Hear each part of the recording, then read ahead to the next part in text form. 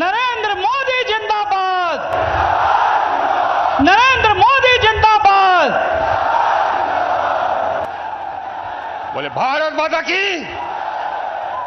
परम आदरणीय प्रधानमंत्री महोदय, सम्मानित मंच, भाई और बहनों, मैं आपसे दो ही बातें कहना चाहता हूं। पहली बात यह कि यह चुनाव कितना महत्वपूर्ण है ये समझना बहुत आवश्यक है। जब तक आप ये नहीं समझिएगा तब तक आप सही ढंग से वोट नहीं कर पाइएगा। यह चुनाव तय करेगा कि देश का भविष्य क्या होगा। देश आज एक ऐसे मोड़ पर खड़ा है, एक ऐसे निर्णायक मोड़ पर खड़ा है कि सही हाथों में इसका नेतृत्व हो, यह हमारे भविष्य के लिए, देश के भविष्य के लिए बहुत आवश्यक है। अब वैसा सही हाथ कैसा होना चाहिए? वैसा सही हाथ वैसा होना चाहिए जो ईमानदार है। वैसा सही हाथ वो होना चाहिए जो कि निर्णय लेने की क्षमता रखता हो, है या नहीं? वैसा सही हाथ वो होना चाहिए जो कि देश को सर्वोपरि रखता हो, है या नहीं? बोलिए, अरे साहब बोलिए। हाँ, नरेंद्र मोदी। क्या है भाई? नरेंद्र मोदी। हाँ, ये बहुत आवश्यक है कि देश का बागडोर सही हाथों में जाए, ऐसे हाथों में जाए जो कि देश को सबसे आगे रखता हो, ऐसी हाथों में जाए जो कठोर से कठोर निर्णय लेने की क्षमता रखता हो, ऐसी हाथों में जाए जो देश को आगे ले जाने की क्षमता रखता हो। भाई और बहनों, आदरणीय नरेंद्र मोदी जी के नेतृत्व में हमारा देश जो कि 11वें स्थान पर था, 11वें स्थान पर 2013 में अर्थव्यवस्था के मामले में, आज दुनिया का 5वें सबसे बड़ा अर्थव्यवस्था हो गया है। 5वें। आप पुनः नरेंद्र मोदी जी प्रधानमंत्री बनेंगे, देश का बागडोर इनके हाथ में जाएगा तो भारत दुनिया का तीसरा सबसे बड़ा अर्थव्यवस्था हो जाएगा, तीसरा सबसे बड़ा महाशक्ति हो जाएगा। ये आप चाहते हैं कि नहीं चाहते हैं? बोलिए। हाँ, हमारा देश ही सब कुछ है। देश पहले तब राज या तब और कुछ। जात पात भूल जाइए, देश के नेतृत्व में जात पात नहीं चलता है। ऐसा नेतृत्व हो जो कि कठोर से कठोर निर्णय ले सकता हो। 370 हटने की बात हम लोग सोचा करते थे जब मैं कॉलेज में था उस समय भी, लेकिन कभी लगता नहीं था कि हटेगा। हट गया कि नहीं हट गया? हट गया। आज चूं शब्द नहीं हुआ। किसने हटाया? आदरणीय प्रधानमंत्री महोदय ने देश को एक बनाया। एक देश, एक संविधान, एक झंडा। यह है धारा 370 को हटाना। और अगर पुनः जीतेंगे तो पुनः एक देश, एक संविधान, एक कानून चरितार्थ होगा, क्योंकि सभी लोगों के लिए एक कानून होगा। आज अलग अलग कानून है दुनिया में, भारत ही एक ऐसा देश है जहां अलग अलग समुदाय के लिए अलग कानून है। बाकी दुनिया के सभी देश में जाइए, हर के लिए एक ही कानून है। अगर हम लोग की सरकार आई, नरेंद्र मोदी जी पूरा प्रधानमंत्री में जो कि बनेंगे कि नहीं बनेंगे? बोलिए अब की बार तो सबके लिए एक कानून होगा, उसको कहते हैं यूसीसी। प्रधानमंत्री नरेंद्र मोदी जी जबकि आए सत्ता में तो देखे कि हजारों गांव और लाखों टोले मजरे पूरे देश में बिजली नहीं देखे थे। इन्होंने निर्णय लिया कि 1000 दिन में हर गांव और हर टोले तक हम बिजली पहुंचा देंगे। आप पहुंचा दिया 1000 दिन से कम में। इन्होंने निर्णय लिया कि हर घर तक बिजली पहुंचाएंगे, आप पहुंचा दिया। और आपको याद है, हमको तो याद है कि 2014 से पहले बिजली आती कब थी ये नजर आता था, अब बिजली कब जाती है ये मालूम नहीं चलता है। बिजली गांव में 22 घंटा 23 घंटा रहता है कि नहीं रहता है? बोलिए। हाँ, आज शहरों में 24 घंटा लोग जनरेटर भूल गए। ये इनके नेतृत्व का देन है, विकास भी और मजबूती भी। बोलिए भारत माता की, भारत माता की। अब भाई बड़े एक बात और हम कह करके समाप्त करूंगा। यहां जो चुनाव है हम लोग सब देख चुके हैं। माले को, ये भी और आरा भी और सासाराम भी। और माले का मतलब नक्सल, माले का मतलब विनाश, माले का मतलब हत्या, लूट, माले का मतलब हिंसा। भाई भाई में ये लोग वही हैं जो कि फूट डालते हैं, जो कि लड़ाई कराते हैं, जो कि विध्वंस करते हैं। हम लोगों को का लड़ाई उन्हीं से है, ये ध्यान रखिएगा। तीनों जगह, उपेंद्र जी का भी, हमारा भी और शिवेश जी का भी। और विकास के लिए वोट कीजिए, विनाश के लिए नहीं। बोलिए भारत माता की, फिर भारत माता की। बहुत बहुत धन्यवाद। परम आदरणीय भारत के यशस्वी प्रधानमंत्री श्री नरेंद्र मोदी जी, यहाँ उपस्थित भारत सरकार के माननीय मंत्री और बगल में आरा लोकसभा क्षेत्र से एनडीए के प्रत्याशी आर के सिंह जी, भारत सरकार के माननीय मंत्री श्री नित्यानंद राय जी, बगल के लोकसभा क्षेत्र सासाराम के एनडीए के प्रत्याशी भाई शिवेश राम जी, मंच पर उपस्थित शेष सम्मानित नेतागण और आप सब लोग इतनी भीषण गर्मी में यहाँ आए हुए हैं, सम्मानित अभिभावकगण, भाइयों, मित्रों और मीडिया के बंधुओं, मैं बहुत भाषण लंबा देने के लिए आपके बीच उपस्थित नहीं हुआ हूँ। हम तो आदरणीय प्रधानमंत्री जी का अभिनंदन करने के लिए आपके बीच मैं खड़ा हुआ हूँ। आज हमारे प्रधानमंत्री जी काराकाट लोकसभा क्षेत्र की इस धरती पर आए हैं। मैं अपनी ओर से, आप सभी लोगों की ओर से और काराकाट लोकसभा क्षेत्र की समस्त जनता की ओर से आदरणीय प्रधानमंत्री जी का हार्दिक अभिनंदन करता हूं, स्वागत करता हूं।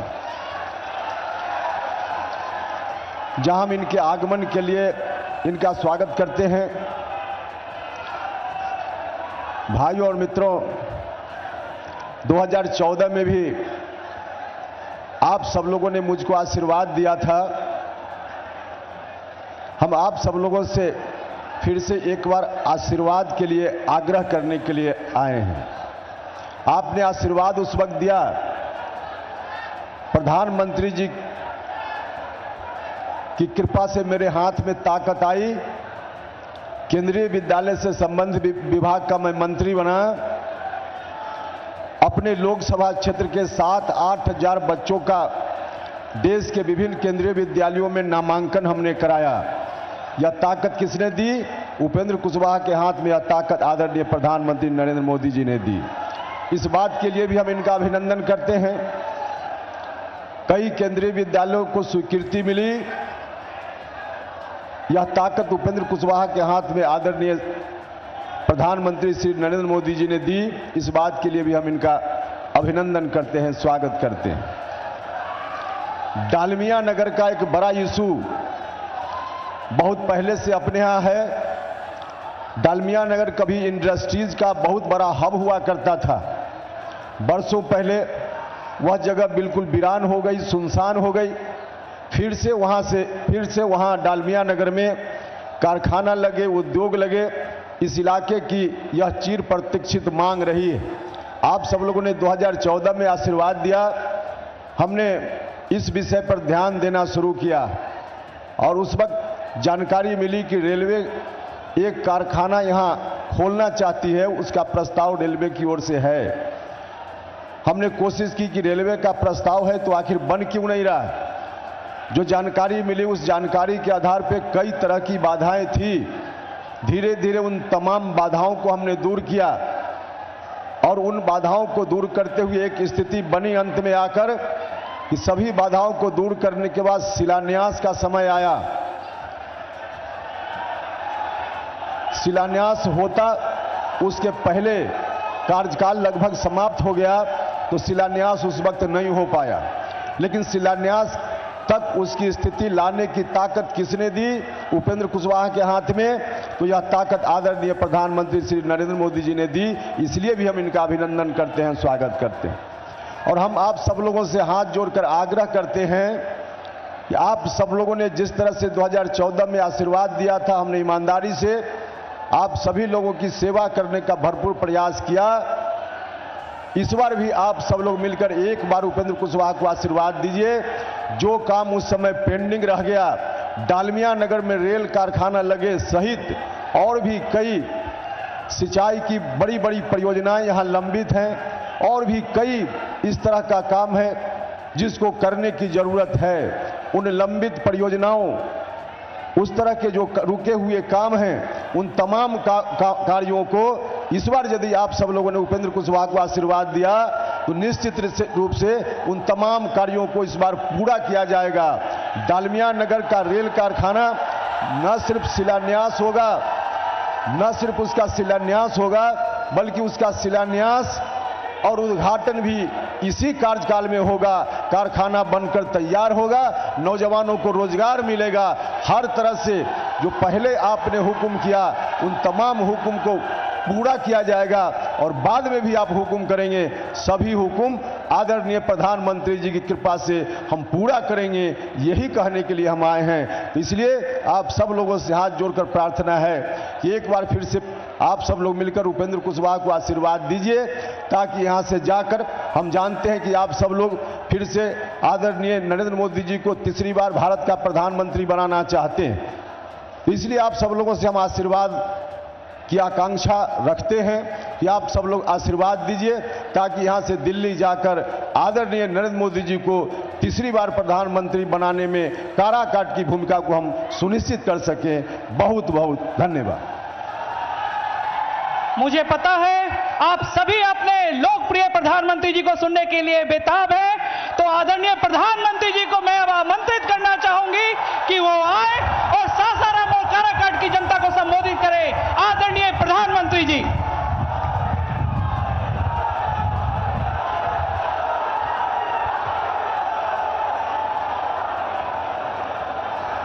रउआ लोगन के हमार प्रणाम। का हाल बा?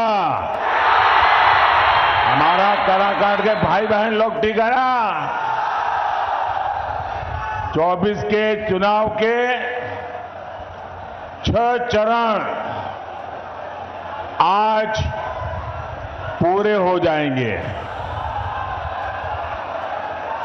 और 4 जून को क्या होगा?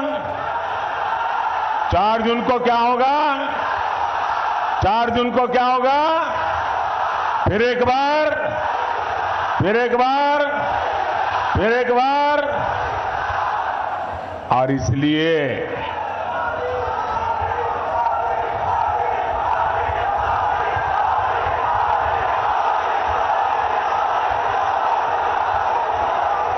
मैं इस चुनाव में हिंदुस्तान के हर कोने में गया हूं। सालों से राजनीति में काम किया, संगठन में काम किया और मैंने देखा है कि बिहार के लोगों में राजनीति का आकलन करने का जो सामर्थ्य है वो अद्भुत है। और बिहार के लोग इन चीजों में इतने पक्के होते हैं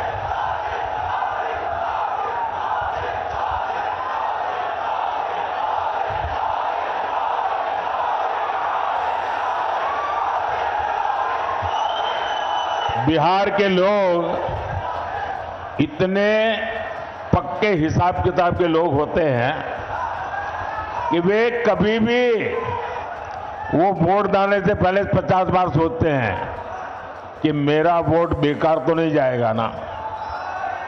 ये समझ बहुत कम लोगों को होती है जो बिहार को है। और इसलिए बिहार के लोग जब वोट करने जाते हैं तो पहले पक्का देखते हैं, भाई वोट तो डालूंगा लेकिन मेरा वोट बेकार नहीं जाना चाहिए।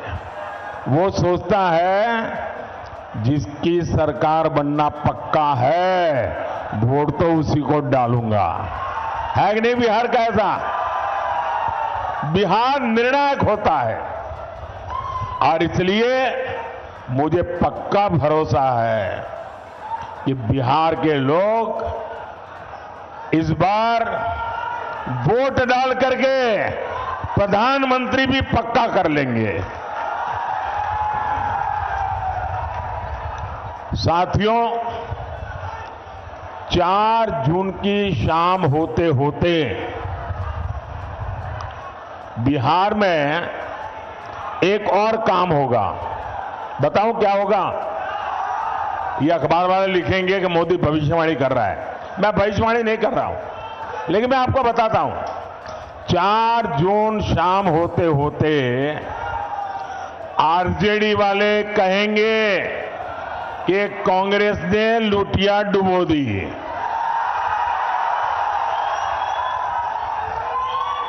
एक दूसरे के कपड़े फाड़ना शुरू करेंगे।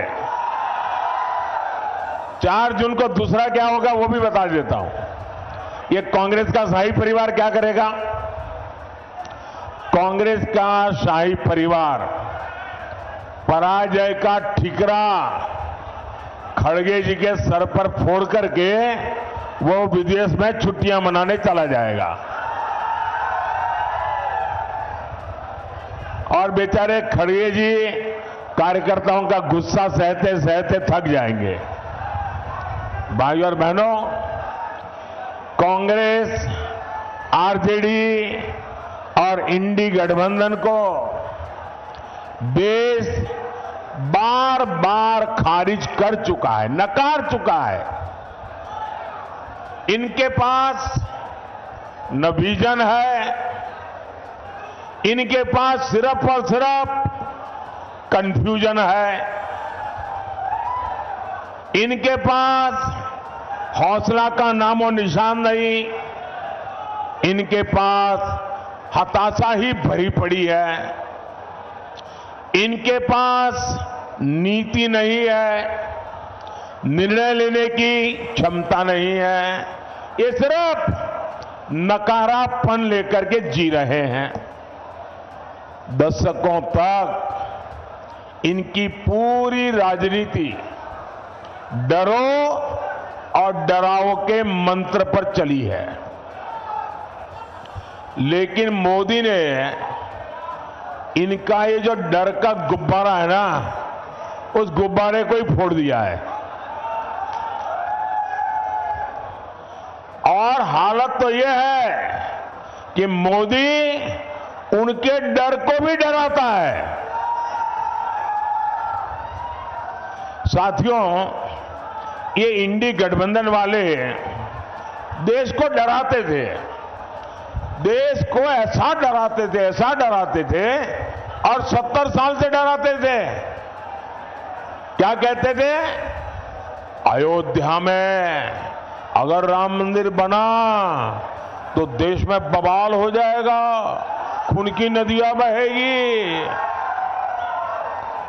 आज रामलला भव्य मंदिर में विराजमान है, कोई बवाल हुआ क्या? कोई खून की नदियां बही क्या? ये डराने का झूठा खेल चलता था कि नहीं चलता था? ये लोग डराते थे, 70 साल से डराते थे। ये कहते थे कि जम्मू कश्मीर से 370 अगर हटा तो ये पाकिस्तान में चले जाएंगे, अगर 370 हटा तो आग लग जाएगी, अगर 370 हटा तो देश में बम धमाके होंगे। भांति भांति की धमकियां और डर पैदा करना। मोदी इनकी न धमकियों से डरा है, न कभी रुका है। धारा 370 हटा कि नहीं हटा? धारा 370 की दीवार गई कि नहीं गई? कश्मीर और हिंदुस्तान के बीच की ये दीवार को तोड़ा कि नहीं तोड़ा? सीना तान के तोड़ा कि नहीं तोड़ा? मुझे बताइए, कहीं आग लगी क्या? कोई पाकिस्तान भाग गया क्या? देश में बम धमाके हुए क्या? डराते थे। साथियों, ये डरपोक कांग्रेस और ये डरपोक आरजेडी वाले अभी क्या कह रहे हैं? पाकिस्तान के पास परमाणु बम है, डरो, डरा रहे हैं। खुद में मसाला खाली हो गया तो उधर का मसाला दिखाते हैं। इसलिए पाकिस्तान के आतंकी जब चाहे भारत पर हमला करके चले जाते थे, ये डरपोक लोगों के कारण। मोदी इनकी तरह डरता नहीं है। मोदी ने सेना को कहा, जाओ घर में घुस करके मारो।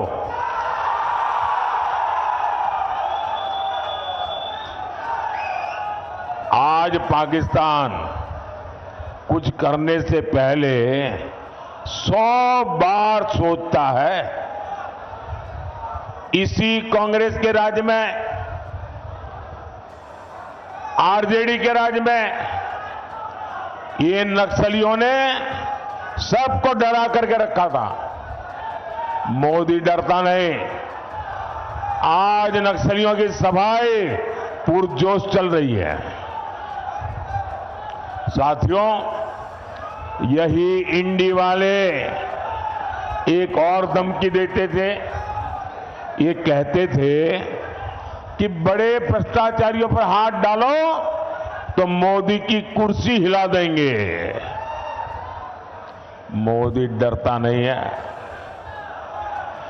जिसने चोरी की है, जिसने गरीब को लूटा है, और कितना ही बड़ा शहंशाह क्यों ना हो, कितना ही बड़ा शहजादा क्यों ना हो, कितना ही बड़ा अपने आप को तिस्मार का क्यों ना मानता हो, उसको जेल जाना पड़ेगा, जेल में जीना पड़ेगा।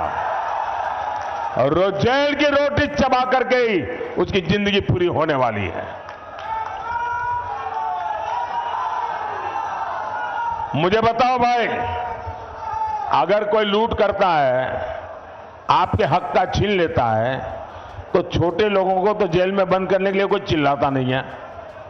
बड़े जाने चाहिए, छोटे जाने चाहिए। आप मुझे कहेंगे वो मैं करूंगा। गुनाह किया है तो छोटा आदमी जेल जाना चाहिए कि सबसे बड़ा है वो जाना चाहिए? बड़ा हो जेल जाना चाहिए ना। तो मैं बड़ों को भेज रहा हूं तो अच्छा कर रहा हूं ना, सही कर रहा हूं ना। और मैं आज बिहार के लोगों को एक और गारंटी दे रहा हूं। जिन्होंने बिहार के गरीबों को लूटकर नौकरी के बदले जमीन लिखवाई है, कान खोल के सुन लो, उनका भी जेल जाने का काउंटडाउन शुरू हो चुका है।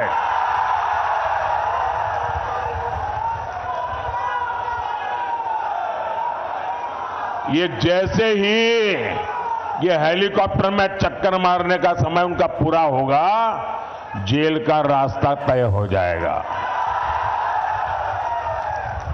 बिहार को लूटने वालों को एनडीए सरकार छोड़ेगी नहीं। और ये एनडीए की गारंटी है, मोदी की भी गारंटी है। भाई और बहनों, ये इंडी गठबंधन वाले अपने राजनीतिक स्वार्थ के लिए कुछ भी कर सकते हैं। ये लोग बिहार और बिहारियों के अपमान के खिलाफ आवाज तक उठाते नहीं है। कांग्रेस के पंजाब के नेता ने बिहार से वहां काम करने गए, वहां मेहनत करके ईमानदारी से जीवन जीने वाले हमारे बिहारी मजदूर भाई बहनों का घोर अपमान किया, भद्दे शब्दों में अपमान किया। कहा अब हम उन्हें बिहारियों को पंजाब में घर नहीं देने देंगे, घुसने नहीं देंगे। कांग्रेस के मिनिस्टर ने कहा है, कांग्रेस के शाही परिवार ने इसके विषय में मुंह पे ताला लगा दिया है। क्या कभी कांग्रेस के शाही परिवार ने बिहारियों के इतने बड़े अपमान के लिए बिहार से माफी मांगी क्या? बिहारियों से माफी मांगी क्या? और ये इनको लालटेन लेकर के मुजरा करने वाली जो जमात है, वे भी बिहारियों का अपमान हो रहा है और कांग्रेस के चरण चूम रहे हैं। कांग्रेस के खिलाफ एक शब्द बोलने को तैयार नहीं है, कांग्रेस का जवाब मांगने को तैयार नहीं है।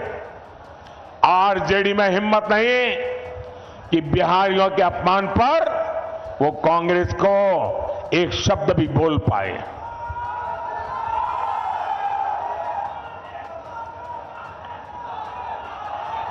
साथियों,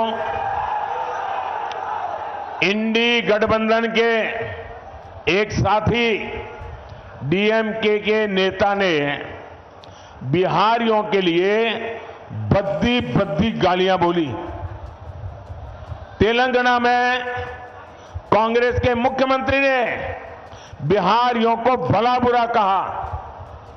पश्चिम बंगाल की मुख्यमंत्री आए दिन बिहारियों को गालियां देती हैं, लेकिन आरजेडी और कांग्रेस के नेताओं ने उनके मुंह से इन लोगों को उनके खिलाफ एक शब्द बोलने की हिम्मत नहीं है। इन लोगों को आपके स्वाभिमान की चिंता नहीं है, इनको बिहार के गौरव की चिंता नहीं है, इनको बिहार के होनहार नौजवानों के प्रतिष्ठा की चिंता नहीं है। इनको सिर्फ और सिर्फ अपने वोट बैंक की चिंता है। उनको सिर्फ आपके वोट छीनना है, उसके लिए भांति भांति की भाषा का उपयोग करते हैं। इनके लिए बिहारियों का सम्मान कोई मायने नहीं रखता। साथियों, मैं हमारे जो फर्स्ट टाइम वोटर है, जो पहली बार वोट करने के लिए जाने वाले हैं, उनको जरा जंगल राज पार्ट 2 से सावधान करना चाहता हूं। ये जो फर्स्ट टाइम वोटर है ना, उनका जन्म होने के बाद उनको जंगल राज कितना भयंकर था वो देखने का अवसर नहीं मिला, क्योंकि यहां एनडीए वाले काम करना शुरू किए। लेकिन जो जंगल राज वालों ने था, जो मुसीबतें खड़ी कर दी थी, ये जरा फर्स्ट टाइम वोटरों को पता होना चाहिए। वो समय था शाम होने के बाद बाहर निकलना मुश्किल था। बाहर से कोई रात में ट्रेन से उतरता था तो स्टेशन से बाहर नहीं निकलता था, रात भर स्टेशन पे पड़ा रहता था। सुबह उजाला होने के बाद फिर अपने गांव की तरफ निकलता था। अपहरण, डकैती, हत्या, ये बिहार का दुर्भाग्य बन गया था। नीतीश जी के नेतृत्व में एनडीए सरकार बिहार को जंगल राज से बाहर लेकर आई है। वो गुंडे, वो डकैत, वो लुटेरे अभी छिपे हुए हैं, चुप होकर के बैठे हुए हैं, मौके की तलाश में है। अगर गलती से भी ये इंडी वाले जरा भी मजबूत होते दिखेंगे भी, तो फिर उनका दाना पानी मिलेगा और ये मिलकर के फिर से आपका भविष्य तबाह कर देंगे। नौजवानों, आपकी जिंदगी तबाह कर देंगे और फिर कभी भी आप उभर करके बाहर नहीं आ पाएंगे। भाई और बहनों, यह हमारा बिहार सामाजिक न्याय की प्रणेता भूमि है और मुझे गर्व है कि अगर किसी ने सामाजिक न्याय की रक्षा की है तो वो बीजेपी और एनडीए ने की है। बीते 10 साल में देश ने एनडीए को 2 बार प्रचंड जनादेश दिया। हमने पहली टर्म में एक दलित के बेटे को, जो कभी बिहार के गवर्नर हुआ करते थे, उनको देश का राष्ट्रपति बनाया, दलित को देश का राष्ट्रपति बनाया। जब हमें 2019 में दूसरी बार अवसर मिला तो हमारे देश की एक आदिवासी बेटी को देश का राष्ट्रपति बनाया। देश के सर्वोच्च संवैधानिक पद पर सुशोभित किया। राष्ट्रपति पद का गौरवपूर्ण काम उन्होंने शुरू किया। हमने पिछड़ा आयोग को संवैधानिक दर्जा दिया। कांग्रेस ने तीन दशक तक पिछड़ों की इस मांग को ठुकराया था, लेकिन मैं आप ही के बीच पैदा हुआ हूं। अति पिछड़ों को कैसी जिंदगी जीनी पड़ी है ना, वो मैंने भोगी है, और इसलिए मैंने आते ही आयोग बना दिया। पहले केंद्रीय विद्यालय, नवोदय विद्यालय और सैनिक स्कूलों में ओबीसी आरक्षण नहीं था। ये मोदी ने आकर के उसमें भी हमारे बच्चों के लिए मैंने आरक्षण पक्का किया।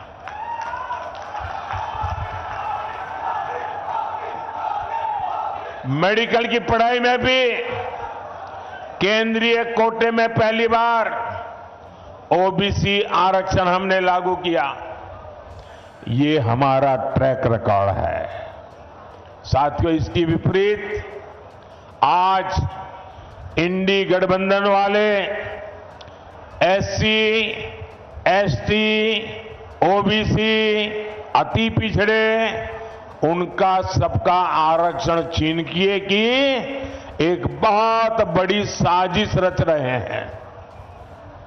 मैं देश को अवगत कराना चाहता हूं, ये मेरा कर्तव्य बनता है कि देश को मैं जानकारी दूं। इंडी गठबंधन ने हजारों शैक्षणिक संस्थानों में एससी, एसटी, ओबीसी, अति पिछड़ा को मिलने वाला आरक्षण बंद कर दिया, और वो सारा का सारा अब मुसलमानों के लिए रिजर्व कर दिया है। ये जो किया है वो मैं बताता हूं। एक ही झटके में दलितों, पिछड़ों, अति पिछड़ों, उनका आरक्षण खत्म कर दिया। इन्होंने संविधान को ताक पर रखकर मुस्लिम जातियों को रातों रात ओबीसी बना दिया, ओबीसी के हक का आरक्षण दे दिया। अभी आपने 2 दिन पहले कलकत्ता हाईकोर्ट का जजमेंट देखा होगा। कलकत्ता हाईकोर्ट ने ऐसी डांट लगाई है क्योंकि वहां 77 मुस्लिम जातियों को रातों रात ओबीसी बनाकर ओबीसी का हक उनको दे दिया था। भाइयों बहनों, हाईकोर्ट ने ऐसी थप्पड़ मारी है, उनको ठिकाने लगा दिया है। ये ऐसे आपके साथ धोखाबाजी करने वाले लोग हैं, ये संविधान की पीठ पे छुरा भोंकने वाले लोग हैं। लेकिन इनसे भी इनकी साजिशें कम नहीं हो रही है। साथियों, इंडी वाले चाहते हैं कि बार बार मुस्लिम आरक्षण का ये मामला कोर्ट में न फंसे, कोर्ट हर बार रिजेक्ट न करे। तब उपाय क्या? तो इंडी गठबंधन वालों ने पक्का कर लिया है कि अगर वो दिल्ली पहुंचेंगे तो पहला काम ये संविधान को बदल देंगे। संविधान को बदल करके एससी, एसटी, ओबीसी का आरक्षण वो मुसलमानों को देने का संविधान में बदलाव करेंगे ताकि कोर्ट उनको परेशान न करे। ये खेल खेल रहे हैं।